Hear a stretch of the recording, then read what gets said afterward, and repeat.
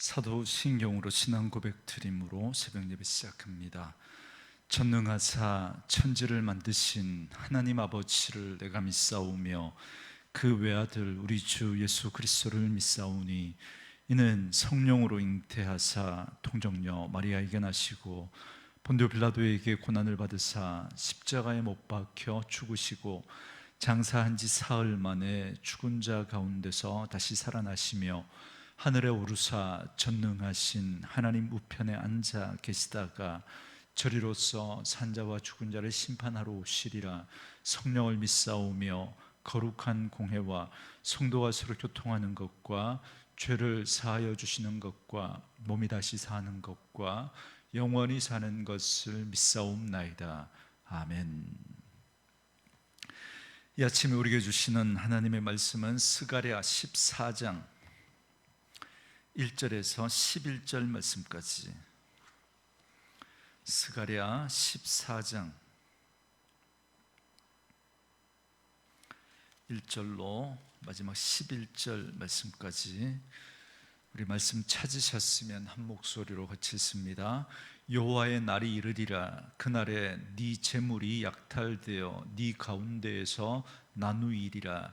내가 이방 나라들을 모아 예루살렘과 싸우게 하리니 성읍이 함락되며 가옥이 약탈되며 부녀가 욕을 당하며 성읍 백성이 절반이나 사로잡혀 가려니와 남은 백성은 성읍에서 끊어지지 아니하리라. 그때 여호와께서 나가사 그 이방 나라들을 치시되 이왕의 전쟁 날에 싸운 것 같이 하시리라.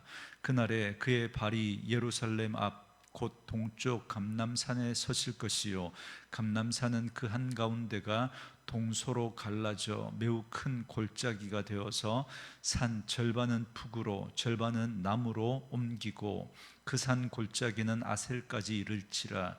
너희가 그 산 골짜기로 도망하되 유다 왕 우시야 때에 지진을 피하여 도망하던 것 같이 하리라. 나의 하나님 여호와께서 임하실 것이요 모든 거룩한 자들이 주와 함께 하리라. 그날에는 빛이 없겠고 광명한 것들이 떠날 것이라. 여호와께서 아시는 한 날이 있으리니 낮도 아니요 밤도 아니라 어두워 갈 때에 빛이 있으리로다. 그날에 생수가 예루살렘에서 솟아나서 절반은 동해로 절반은 서해로 흐를 것이라. 여름에도 겨울에도 그러하리라. 여호와께서 천하의 왕이 되시리니 그날에는 여호와께서 홀로 한 분이실 것이요 그의 이름이 홀로 하나이실 것이라. 온 땅이 아라바 같이 되되 게바에서 예루살렘 남쪽 림몬까지 이를 것이며 예루살렘이 높이 들려 그 본처에 있으리니 베냐민 문에서부터 천문 자리와 성 모퉁이 문까지 또 하나넬 망대에서부터 왕의 포도주 짜는 곳까지라. 사람이 그 가운데 살며 다시는 저주가 있지 아니하리니 예루살렘이 평안히 서리로다. 아멘. 오늘은 함께 읽으신 스가랴 14장 1절에서 11절 말씀을 중심으로 그날의 주인이신 하나님이라는 제목의 말씀으로 잠시 은혜를 나누겠습니다. 스가랴서는 크게 두 부분으로 구분이 되는데 첫째 단락은 1장부터 8장까지입니다. 성전을 재건하는 백성들을 위로하고 격려하는 내용으로 되어져 있습니다. 둘째 부분으로 9장부터 14장 마지막 14장까지로 장차 오실 메시아의 오심과 하나님 나라의 완성을 주제로 말씀하는 내용입니다. 이처럼 전반부와 후반부가 전혀 다른 주제 같아 보이지만 사실은 서로 연결되는 주제입니다. 그러니까 성전 재건이 단지 건물로서의 성전을 회복하는 데 그치는 게 아니라 메시아의 도래와 그의 왕국을 준비하는 데 참 의의가 있다라는 것을 말씀해 주고 있습니다. 성전 건축이 바로 메시아의 도래와 그의 왕국을 준비하는 데 있음을 보여주고 있습니다. 그리고 스가랴 마지막 14장은 스가랴서의 대단원으로 9장부터 계속된 메시아 예언의 결론입니다. 먼저 1절과 2절에 보시면 그날에는 예루살렘이 이방 나라들에 의해서 포위되어 성읍이 함락되고 집들이 약탈당하며 사람들이 고통을 당하며 수많은 사람들이 포로로 잡혀가는 비극이 일어날 것을 예언하고 있습니다. 여러분, 이 예루살렘에 대한 이런 예언의 말씀은 여러분 지금 이스라엘이라고 하는 그 지역에 일어날 일들에 대한 이야기가 아니라 바로 하나님의 나라로서 지금 이 땅에 존재하는 교회에 임할 예언의 말씀입니다. 그래서 이 말씀을 문자적으로 예언해서 지금 팔레스타인 땅에서 벌어지고 있는 그런 일들을 가지고 스가랴서의 말씀이 이루어졌다 이렇게 여러분 적용하시면 안 됩니다. 그렇게 말씀을 문자적으로 적용하면서 이렇게 세대주의 종말론자들이 주장하는 그런 하나님의 말씀을 가지고 지금 이 시대에 일어나는 그런 일들하고 자꾸 이렇게 짜맞추려고 하는 그런 유혹에 여러분 넘어가시면 안 됩니다. 어쨌든 지금 이 말씀은 바로 영적 이스라엘, 바로 교회에 대해, 교회를 향해서 주시는 말씀입니다. 그래서 마지막 때에 교회를 향한 이런 공격과 핍박이 있을 것입니다. 그러나 동시에 하나님께서는 친히 열국과 싸우시고 원수들을 심판하시며 자기 백성을 구원할 것을 약속하십니다. 그래서 그런 교회를 향한 핍박이 있지만 하나님께서 친히 싸우시고 원수들을 심판하시고 자기 백성을 구원하실 것을 약속하십니다. 그래서 3절에 보시면 그때 여호와께서 나가사 이방 나라들을 치시되 이왕의 전쟁 날에 싸운 것 같이 하시리라 그럽니다. 하나님께서는 여전히 그분의 백성을 위해 전투하시면서 온전히 하나님의 백성들을 구원하시고 그 구원을 이루어 가시는 분이시다라는 사실을 말씀해 주고 있습니다. 그렇기 때문에 하나님의 백성들 가운데 찾아오는 이런 공격은 하나님의 백성 가운데 알곡과 쭉정이를 가려내기 위한 시험의 의미가 또한 있습니다. 늘 말씀드리지만 여러분, 고난을 통과하면서 진짜와 가짜가 가려집니다. 여러분, 평안할 때는, 문제 없을 때는 다 정말 믿음이 좋은 것 같고 그렇게 하지만 정말 고난이 찾아오면 문제 앞에서 그 사람의 믿음이 진짜인지 가짜인지가 드러납니다. 여러분, 우리가 인생을 살아가면서도 우리 인생 가운데 이런 어려움들이 찾아올 수 있습니다. 삶의 성이 무너지고 모든 것을 빼앗기고 피할 길 없는 위기와 고난이 찾아올 때가 있습니다. 그럴 때 우리는 쉽게 낙심하거나 스스로의 힘으로 문제를 해결하려고 몸부림을 칩니다. 그러나 우리가 겪는 그 환난의 날은 하나님께서 친히 개입하셔서 싸우시는 날임을 잊지 말아야 합니다. 그 과정을 통해서 우리가 더욱더 하나님을 의지하고 하나님을 붙들면서 하나님은 그 고난을 통해 우리를 더 믿음으로 온전히 세워가십니다. 하나님은 결코 침묵하지 않습니다. 여러분, 침묵처럼 보이지만 때가 되면 하나님께서 반드시 개입하셔서 역사하시고 우리를 구원하시고 건져내실 것입니다. 그러므로 우리는 어려움 속에서도 당황하지 마시고 하나님을 더 깊이 묵상하고 그 하나님께 피하셔야 합니다. 기도와 예배 그리고 말씀을 붙잡는 것, 여러분, 이런 것이 바로 하나님께 피하는 겁니다. 환난은 결국 우리를 무너뜨리기 위한 날이 아니라 오직 하나님만이 우리의 참된 피난처가 되신다라는 사실을 분명히 확인하는 시간이 될 것이고, 그리고 더욱더 우리의 믿음을 굳게 하는 그런 시간이 될 것입니다. 저와 여러분에게 이 은혜가 있기를 원합니다. 그리고 이제 4절부터 보시면, 먼저 4절에 하나님께서 예루살렘 맞은편 동쪽 감람산에 서실 때 산이 동서로 갈라져서 큰 골짜기가 생기게 될 것이다 라고 말씀합니다. 그리고 그 산 골짜기는 아셀까지 미칠 것이고 마치 유다 왕 우시야 시대에 지진을 피해 도망한 것 같이 도망하게 될 것이다 말씀합니다. 하나님의 백성이 더 물러날 곳이 없을 지경이 되면 하나님이 거룩한 자들과 함께 임할 것이다 라고 말씀해 주십니다. 여러분, 여기 5절에 보면 거룩한 자들은 하늘의 천군 천사들을 의미합니다. 그러니까 사람의 능력으로는 막다른 길 같아도 하나님은 길 없는 곳에서 새로운 길을 내시고 거기서 우리를 구원하시는 분이시다라는 것을 말씀해 주고 있는 것이죠. 그리고 7절에 보시면 여호와께서 아시는 한 날이 있으리니 낮도 아니요 밤도 아니라 어두워 갈 때에 빛이 있으리로다 그럽니다. 6절에서 밤의 구분이 사라지듯 어두움이 임하지만, 그러나 7절에 보니까 하나님께서 빛이 있을 것이다 말씀하고 있는 겁니다. 또한 8절에서는 예루살렘에서 생수가 솟아나서 동쪽과 서쪽 바다로 흘러가서 사계절 내내 끊이지 않고 흘러갈 것이다 라고 선포합니다.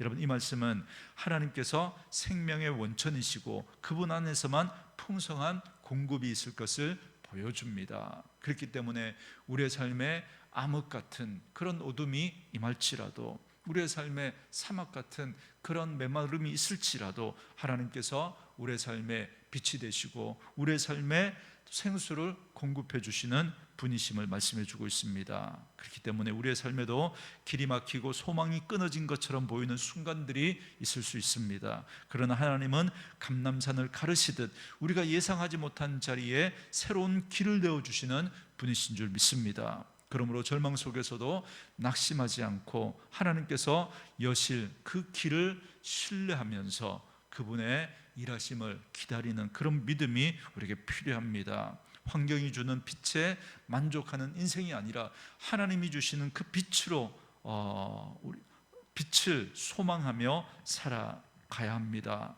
장차 주어질 그 영원한 생명의 길이 우리에게 있습니다. 나아가 하나님의 임재에서 흘러나오는 생수를 경험한 우리는 그 생명을 가정과 교회 그리고 이웃에게 흘려보내는 통로로 살아가야 합니다. 날마다 매 순간 주님의 그 생수를 받아 마시는 영적인 삶을 통해서 하나님만이 참된 피난처가 되심을 믿고 더욱 믿음을 굳게 붙들며 살아가야 하겠습니다.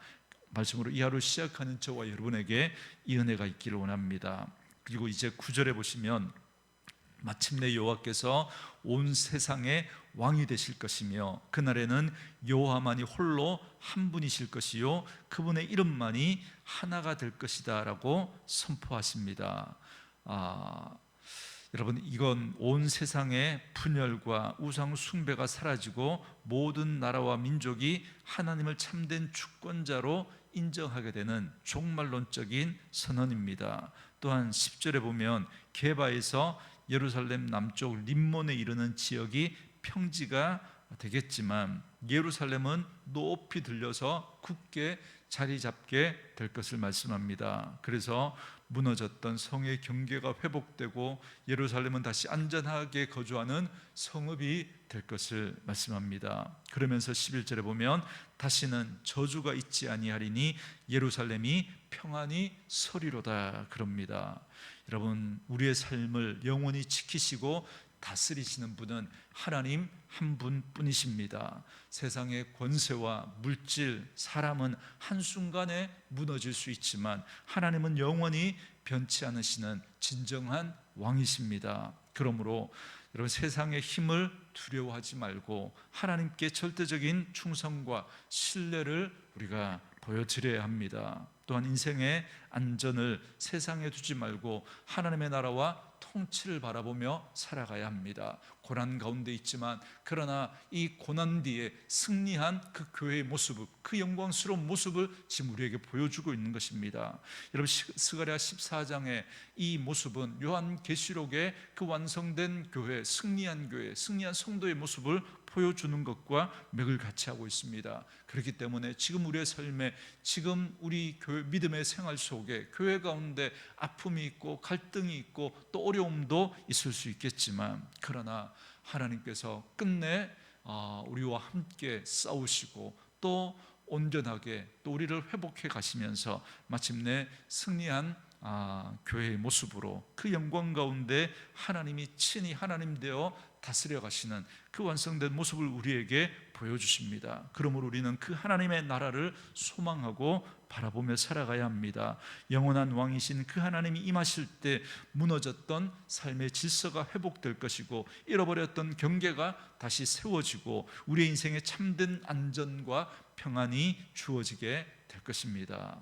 영원한 왕이신 하나님이 우리의 진정한 피난처가 되신다라는 사실을 믿고, 더욱더 믿음으로 오늘도 우리에게 찾아오는 여러 가지 어려움과 아픔들이 있지만 흔들리지 마시고 하나님의 그 일하심을 믿고 신뢰하며 하나님의 백성의 삶을 살아내는 저와 여러분 될 수 있기를 바랍니다. 오늘도 절망의 자리에서 하나님이 친히 싸우시고 길을 내시며 생명과 안전을 회복하시는 왕이심을 당당하게 선포하는 삶을 살아갈 뿐만 아니라 주님만이 유일하고 영원한 왕이시다라는 사실을 잊지 마시고 하나님을 그 우리의 피난처로 삼아 그 빛 가운데 살아가는 저와 여러분 될 수 있기를 원합니다. 그렇기 때문에 성도에게 찾아오는 고난은 고난으로 끝이 나지 않습니다.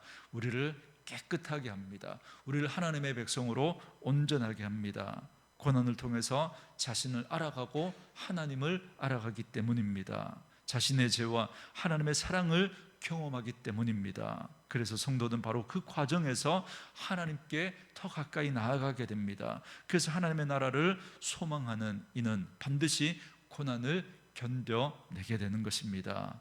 여러분, 고난 없이 그리스도의 십자가를 알 길이 없습니다. 고난 없이 주님의 그 부활을 기뻐할 수 없습니다. 그 속에 담긴 놀라운 하나님의 영광을 볼 수가 없습니다. 그래서 참된 성도는 고난을 견디며 또 이겨내고 그곳에 찬란한 하나님의 영광을 보게 됩니다. 오늘도 내게 주신 그 고난을 통해서 우리가 하나님 앞에 더 온전하게 세워지는 그런 은혜가 있기를 주의 이름으로 축원합니다. 주신 말씀 묵상하시면서 우리 이 찬양 함께 들으시며 기도하는 시간 갖겠습니다.